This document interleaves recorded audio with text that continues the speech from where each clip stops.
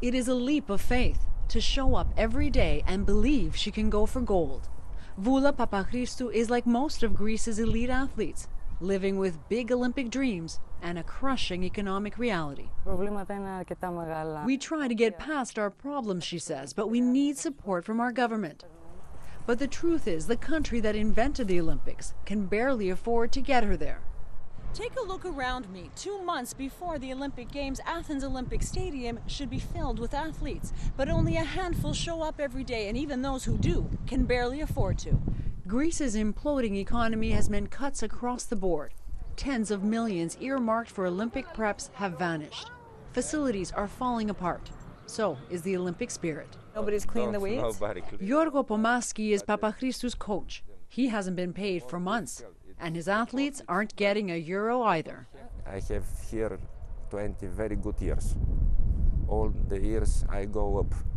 My results, my athletes, the situation, the sport go through. But the last 2 years change everything. How does that make you feel? Very bad. Very bad. Stinedos. Pomaski would normally be training 15 athletes for the Games. He's down to the 2 triple jumpers who are able to scrounge support from sponsors. And it's tough to keep them motivated. Psychologically, it must be difficult, huh? Yes, go down. The psychology is down. The athletes don't have this emulsion, this enthusiasm. Papachristou admits with no buzz, it's hard to up her best. We don't have the boost that we get from one another, she says. People are missing. They couldn't continue and they had to work. They had to try to find a job somewhere. Like Kostas Galonopoulos, who is racing towards a finish that gets further every day. He had to scale back his training to get a job delivering pizzas. There's no way he'll get to these games, he says, and maybe not the next ones either.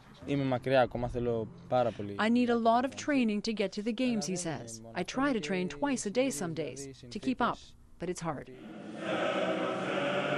It's a stinging embarrassment to the birthplace of the Games, a country that just hosted the 2004 Olympics. Greece now hopes to send 100 athletes to London, its smallest team in decades. This is not good from the future. After 5 years, maybe don't have one athlete and they don't have Olympic team. The Hellenic Olympic Committee says even with the support of private sponsors and the International Olympic Committee, it just can't make up for the millions in lost funding. I feel bad, but what can you do? When you have people that